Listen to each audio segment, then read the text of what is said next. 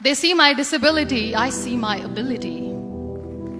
They call me disabled, I call myself differently abled. There are some incidents that happen in your life.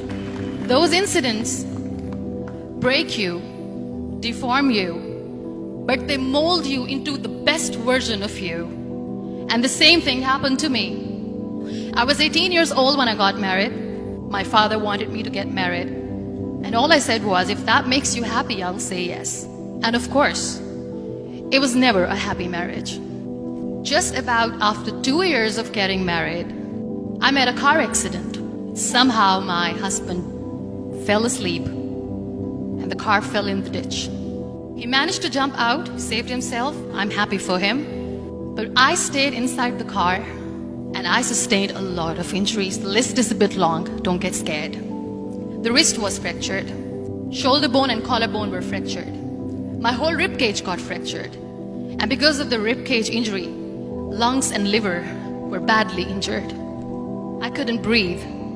I lost urinary bowel control. That's why I have to wear the bag wherever I go. 3 vertebrae of my backbone were completely crushed. And I got paralyzed for the rest of my life.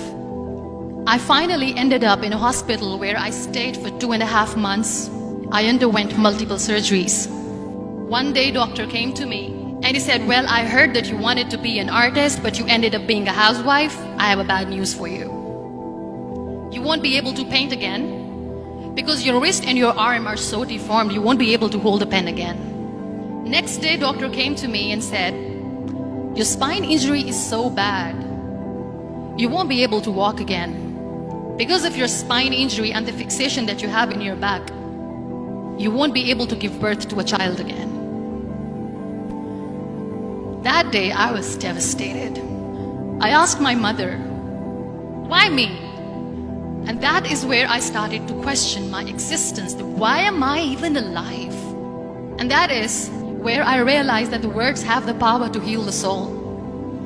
My mother said to me, this too shall pass. God has a greater plan for you. I don't know what it is, but He surely has. And in all that distress and grief, somehow or the other, those words were so magical that they kept me going. One day I asked my brothers, I know I have a deformed hand, but I'm tired of looking at these white walls in the hospital and wearing these white scrubs. I'm getting tired of this. I want to add more colors to my life. I want to do something. Bring me some colors. Bring me some small canvas. I want to paint. So the very first painting I made was on my deathbed, where I painted for the very first time.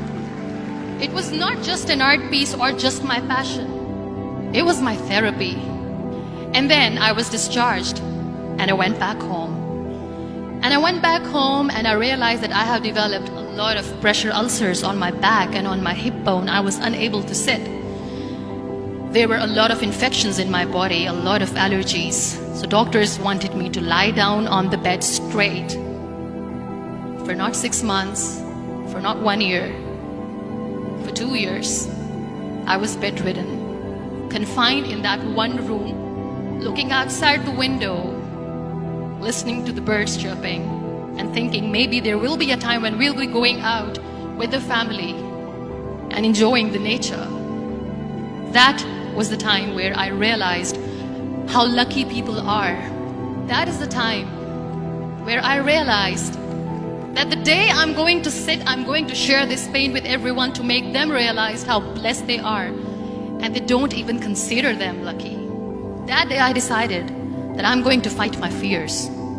We all have fears.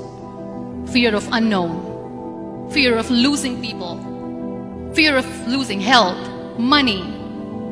We want to excel in career, we want to become famous, we want to get money. We are scared all the time. So I wrote down one by one all those fears. And I decided that I'm going to overcome these fears one at a time. You know what was my biggest fear? Divorce. I was trying to cling on to this person who didn't want me anymore, but I said no. I have to make it work.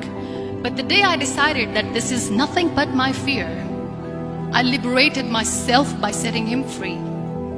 And I made myself emotionally so strong that the day I got the news that he's getting married, I sent him a text that I'm so happy for you and I wish you all the best. And he knows that I pray for him today. Number 2 was, I won't be able to be a mother again. And that was quite devastating for me. But then I realized there are so many children in the world, all they want is acceptance. So there is no point of crying, just go and adopt one. And that's what I did.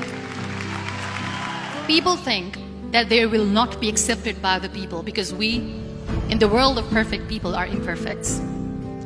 So I decided that instead of starting an NGO for disability awareness, which I know will not help anyone, I started to appear more in public.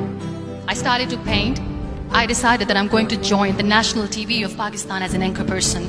And I've been doing a lot of shows for the last 3 years. I became the National Goodwill Ambassador for UN Women Pakistan, and now I speak for the rights of women, children. We talk about inclusion, diversity, gender equality, which is a must. Every time I go in public, I always smile. It's always a big toothy smile on my face, and people ask me, don't you get tired of smiling all the time? What's the secret? I always say one thing, that I have stopped worrying about the things that I have lost, the people that I have lost. Things and people who were meant to be with me are with me. And sometimes, somebody's absence makes you a better person. Cherish their absence. It's always a blessing in disguise. Live your life fully. Accept yourself the way you are. Be kind to yourself. Be kind to yourself. I'll repeat, be kind to yourself, and only then you can be kind to others. Love yourself and spread that love. Life will be hard. There will be turmoils, there will be trials, but that will only make you stronger. So when you accept yourself the way you are, the world recognizes you. It all starts from within.